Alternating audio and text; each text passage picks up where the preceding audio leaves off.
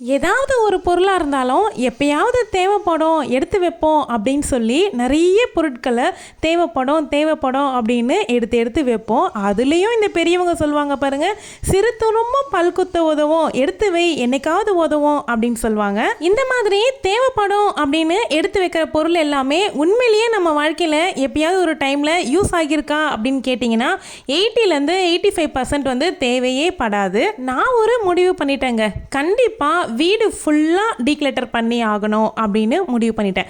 Declutter அப்படின்னா எது தேவையில்லையோ, எது நம்ம உபயோகப்படுத்தலையோ அதை வந்து தூர போடுறது தான். Welcome to my channel. நான் உங்கள் பிரியா. என் சேனலை சப்ஸ்கிரைப் பண்ணி தொடர்ந்து ஆதரவு கொடுத்துட்ருக்கேன். உங்கள் எல்லாருக்குமே ரொம்ப நன்றி. இனிமேல் சப்ஸ்கிரைப் பண்ண போகிறவங்களுக்கும் ரொம்ப ரொம்ப நன்றி. இதே மாதிரி ஒரு டீக்ளட்டர் ப்ராசஸை வந்து நான் கோவிட் டைமில் பண்ணேங்க. நல்ல ஞாபகம் இருக்குது. 2020 என்ன பண்ணணும் அப்படின்னு போர் அடிச்சுட்டு இருக்கும்பொழுது சரி ஓகே வீடை க்ளீன் பண்ணுவோம் அப்படின்னு சொல்லி இந்த மாதிரி இதே மாதிரி ஒரு ப்ராசஸ் தான் 2020 பண்ணேன். பட் அந்த டைமும் ஓகேவா ஓரளவுக்கு க்ளீன் ஆச்சு. அதுக்கப்புறமா திரும்பவும் ரொட்டீன் ஒர்க்கு, ஆஃபீஸ் போகணும், வீட்டுக்கு வரணும், தூங்கணும், எழுந்துக்கணும், சாப்பிடணும், இப்படியே தான் போயிட்டு இருந்துச்சு. அப்படி பார்க்கும்பொழுது நான் டீக்ளட்டரில் ஃபெயிலருன்னு தான் சொல்லணும். ஏன் நான் ஃபெயில் ஆனேன் அப்படின்னு யோசிக்கும் பொழுது தான் தெரிஞ்சிச்சு, நான் வந்து அட் அ டைமில் எல்லா இடமும் க்ளீன் பண்ணிடணும் அப்படின்னு முழு மூச்சாக இறங்கிடுவேன். அதாவது க்ளீன் பண்ணணும்னு ஸ்டார்ட் பண்ணிட்டா ஃபாஸ்ட்டாக முடிச்சிடணும், எல்லாமே ஒரு 2-3 நாளுக்குள்ளே சட்டுன்னு முடிக்கணும் அப்படின்னு நினச்சி எல்லா இடமும் தலைகீழ திருப்பி போட்டுருவேன். அந்த மாதிரி பண்ணதுனாலையோ என்னவோ என்னால் அதை வந்து கண்டினியூவாக பண்ண முடியாமல் போயிடுச்சு. ஒரு கட்டத்துக்கு மேலே சலிப்பு ஏற்பட்டுருச்சு. ஒரு 13 வருஷத்துக்கு அப்புறமா இப்போ முழுக்க ஹவுஸ் ஒய்ஃபாக ஆனதுக்கு அப்புறமா தான் இந்த டீக்ளட்டர் ப்ராசஸ்ங்கிறத எப்படி ஸ்டார்ட் பண்ணி எப்படி ஃபினிஷ் பண்ணணும் அப்படிங்கிறத நான் கற்றுக்கிட்டேன். ஃபினிஷ் பண்ணணும் அப்படின்னு சொல்லவே முடியாது. டீக்ளட்டருங்கிறது ஒரு ஜேர்னி. இது வந்து நம்ம லைஃப்பில் எல்லா நாளும் நடந்துக்கிட்டே தான் இருக்கும். என்கிட்ட வந்து ஸ்டேஷ்னரிஸ் வந்து ரொம்ப அதிகமாகவே தான் இருந்துச்சு. ஸோ வந்து பசங்களுக்கு தேவையானது போக மீதமுள்ளது இப்போ காட்டிகிட்டு இருக்க இந்த ப்ராடக்ட்ஸ் எல்லாமே டொனேட் பண்ணிடலாம் அப்படிங்கிறதுக்காக நான் பேக்கில் தனியாக எடுத்து போட்டு வச்சுட்டேன். இந்த மாதிரி உங்களுக்கு தேவையில்லை ஆனால் அந்த பொருள் மற்றவங்களுக்கு யூஸ் ஆகும் அப்படிங்கிற பொருளை வந்து தயவு செய்து டொனேட் பண்ணிடுங்க, வேஸ்ட் பண்ணிடாதீங்க. எங்கேருந்து ஆரம்பித்தா இந்த டீக்ளட்டர் ப்ராசஸை கண்டினியூவாக பண்ணுவேன் அப்படின்னு ரொம்ப யோசித்தேன். நோட்டெல்லாம் போட்டு எழுதி வைக்க ஆரம்பித்தேன். அப்போது எனக்கு ஃபஸ்ட்டு வந்தது வந்து வார்ட்ரோப்லேருந்து ஸ்டார்ட் பண்ணலாம் அப்படின்னு தான். பெட்ரூமை ஃபஸ்ட்டு டீக்ளட்டர் பண்ணி முடிப்போம். அதுக்கப்புறமா ப்ளசண்ட்டாக ஃபீல் பண்ணும்பொழுது ஒவ்வொரு இடமா க்ளீன் பண்ணுறதுக்கு ரொம்பவே ஈஸியாக ஒரு மோட்டிவேஷனாக இருக்கும் அப்படின்ட்டு ஆப்வியஸாக நான் பெட்ரூமில் என்னுடைய ஷெல்ஃப்லேருந்து தான் நான் ஸ்டார்ட் பண்ணியிருந்தேன். நான் பண்ணதை பார்த்து ஹஸ்பண்டுமே யூஸ் பண்ணாத க்ளோத்ஸ் எல்லாமே எடுத்து போட்டுட்டாங்க. இதெல்லாம் எனக்கு தேவையில்லை, யூஸ் பண்ணல அப்படின்னு சொல்லிட்டு எடுத்து போட்டுட்டாங்க. அப்போ அவங்களுடைய செக்ஷனுமே க்ளீன் ஆயிடுச்சு. பசங்களது நான் தான் பண்ணியிருந்தேன்.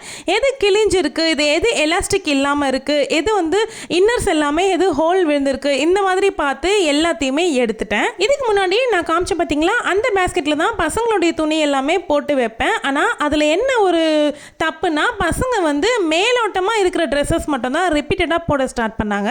அடியில் இருக்க ட்ரெஸ் வந்து அதை எடுத்து போடுறதே கிடையாது. வெர்டிக்கலாக அடுக்கணும் அப்படின்னா கூட நம்ம மாற்றி எது ரிப்பீட்டடாக கம்ஃபர்டபுளாக போடுறாங்களோ அதை மட்டும்தான் பண்ணிக்கிட்டே இருந்தாங்க. ஸோ எதெல்லாம் அவங்க போடலையோ அதெல்லாமே நான் எடுத்துட்டேன். கிளாத்ஸ் எல்லாமே கிழியாமல் ஃபேட் ஆகாமல் இருக்குது அப்படின்னா நீங்கள் தாராளமாக அந்த கிளாத்ஸை வந்து டொனேட் பண்ணலாம். இப்போல்லாம் வீட்டுக்கு வீடு வந்து டொனேஷனுமே கேட்குறாங்க ஆர்ஃபனேஜ்லேருந்து. ஃபஸ்ட்டெல்லாம் என்ன பண்ணுவேன் அப்படின்னு பார்த்தீங்கன்னா, போடாத ட்ரெஸ்ஸு, கிழிஞ்சு போன ட்ரெஸ்ஸு, காட்டனாக இருக்குது அப்படின்னா நிச்சயமாக அந்த ட்ரெஸ்ஸை வந்து எடுத்து வச்சுருவேன். கறி துணிக்கு உதவும், அப்படி இல்லைனா எதையாவது துடைக்கிறதுக்கு யூஸ் ஆகும் அப்படின்னு சொல்லிட்டு எவ்வளோ துணி காட்டனாக இருந்தாலும் அத்தனை துணியுமே எடுத்து வைக்க ஆரம்பிப்பேன். அப்புறமா யோசிப்பேன், நம்ம என்ன தான் க்ளீன் பண்ணோம், இந்த பக்கம் இருக்க கபோர்டில் இருக்க துணியை இது வேண்டான்னு சொல்லி எடுத்துகிட்டு திரும்பவும் வேறு ஒரு இடத்துல தான் டம்ப் பண்ணி வைக்கிறோம், இது தேவைப்படும் அப்படின்னு. இது என்ன க்ளீனிங் ப்ராசஸ்ஸு அப்படின்ட்டு யோசிக்கும் பொழுது தான் புரிஞ்சுது இவ்வளோ துணி நமக்கு தேவைப்படாது அப்படின்னு. இந்த தடவை க்ளீன் பண்ணும்போது ஒரு 4-5 காட்டன் ட்ரெஸ் மட்டும் வச்சுக்கிட்டு மற்றது எல்லாமே மனசு வந்து தூக்கி போட்டாச்சு. இருக்கிறதுலையே கஷ்டமான டீக்ளட்டரிங் பார்த்தாக்கா பேப்பர் டீக்ளட்டர் தான். ஏன்னா நம்ம நிறைய விஷயங்களை வந்து சேர்த்து வச்சுருப்போம். எடுத்து ஒரு பேக்குள்ளேயோ இல்லை ஃபைல்லையோ போட்டு வச்சுருவோம். அதை டீக்ளட்டர் பண்ணுறது தான் ரொம்ப கஷ்டமான விஷயம். ஏன்னா ஒவ்வொரு பேப்பராக ஓப்பன் பண்ணி இது தேவையா, இது நமக்கு தேவைப்படுமா, இந்த பில் வந்து நமக்கு தேவையா, இந்த மேனுவல் வந்து நமக்கு தேவையா, இது முடிஞ்சு போன பில்ஸா அப்படின்னு சொல்லிட்டு பார்த்து பார்த்து பண்ணுறதுக்கு ரொம்பவே டைம் எடுக்கும்.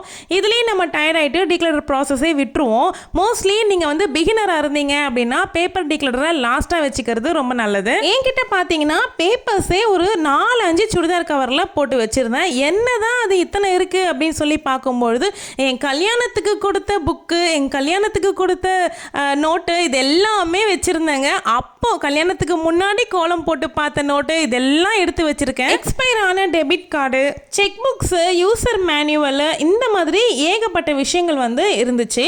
அதாவது எப்படின்னா அந்த பொருளே நம்மக்கிட்ட இப்போ இருக்காது, ரிப்பேர் ஆகி அதை தூக்கியே போட்டுட்ருப்போம். ஆனால் அதனுடைய மேனுவல், அதனுடைய ரிமோட்டு, இந்த மாதிரிலாம் எடுத்து வச்சுருந்தேன். எவ்வளோ டைம் ஆனாலும் பரவாயில்ல அப்படின்ட்டு ஒன்றா பார்த்து சரி பண்ணி எடுத்து வச்சுட்டேன். தேவையில்லாத பேப்பர்ஸ் எல்லாமே தூக்கி போட்டுட்டேன். அப்புறம் நான் சேர்த்து வச்சுருந்தது முக்கியமானதுன்னு பார்த்தீங்கன்னா மெடிக்கல் ரிப்போர்ட்ஸ் நிறைய எடுத்து வச்சுருந்தேங்க. நான் ப்ரெக்னன்சியாக இருக்கும்பொழுது டாக்டர் எழுதி கொடுத்துருந்த ப்ரிஸ்கிரிப்ஷனுடைய ஃபைல்ஸு, அப்புறம் வந்து scan report, blood test report, இந்த மாதிரி ஏகப்பட்டது இருந்துச்சு. ஆனால் அதெல்லாமே 12 வருஷத்துது தேவையே கிடையாது, இருந்தாலும் எடுத்து வச்சுருந்தேன். முக்கியமாக மெமரிஸ்க்காக 1-2 ஸ்கேன் ரிப்போர்ட் மட்டும் எடுத்து வச்சுக்கிட்டு மற்றது எல்லாமே போட்டுட்டேன். இவ்வளோ பெரிய ப்ராசஸ்க்கு அப்புறமா என்னுடைய பெட்ரூம் மட்டும் இப்போ வந்து கிளியர் ஆகியிருக்கு. பெட்ரூமில் இருக்க 3 கபோர்டு அண்ட் பீரோ, கட்டிலுக்கு கீழே இருக்க இடங்க. அதுலேயும் இந்த கட்டில் கீழே இருக்க இடத்துல எப்படி தான் திங்ஸை செய்கிறதுனே தெரியாது. நான் கொஞ்சம் வைப்பேனா, அதை பார்த்துட்டு வேறு யாராவது வைப்பாங்களா, அதை பார்த்துட்டு பிள்ளைங்க வைப்பாங்களா விளையாட்டு பொருளை, இந்த மாதிரி கட்டில் கீழே பயங்கரமாக சேர்ந்துடும். ஒரு பெருக்கணும் அப்படின்னாவே அந்த ஒரு ரூமை எடுத்து வச்சு பெருக்கிறதுக்கே எனக்கு வந்து ஒரு 15 மினிட்ஸ் பக்கம் ஆகிடும். ஸோ இப்போ டிக்ளேட்டருக்கு அப்புறமா எனக்கு ஒரு 5 மினிட்ஸே ரொம்ப அதிகமாக இருக்குது. இந்த ஒரு ரூமை மட்டும் க்ளீன் பண்ணிவிட்டு ஆர்கனைஸ் பண்ணி பார்க்கும்பொழுது அவ்வளோ சந்தோஷமாக இருந்துச்சு. ஆஹா, இதுவே போதும், இந்த மோட்டிவேஷனே போதும், எல்லா இடமும் நம்ம க்ளீன் பண்ணிடலாம் அப்படின்ற ஹோப் வந்துருச்சு. இந்த வீடியோ உங்களுக்கு பிடிச்சிருந்தா வீடியோ கீழே இருக்க லைக் பட்டனை கிளிக் பண்ணிக்கோங்க. சேனலை புதுசாக விசிட் பண்ணியிருக்கீங்க அப்படின்னா சேனலை கண்டிப்பாக சப்ஸ்கிரைப் பண்ணிக்கோங்க. நிறைய பேர் சப்ஸ்கிரைப் பண்ணாமல் ரெகுலராக பார்க்குறீங்க, ப்ளீஸ் எனக்காக சப்ஸ்கிரைப் பண்ணிக்கோங்க. இதே மாதிரி க்ளீனிங் அண்ட் டீக்ளட்டர் வீடியோ அப்கமிங்கில் நிறைய கொடுக்க ட்ரை பண்ணுறேன். தேங்க்யூ.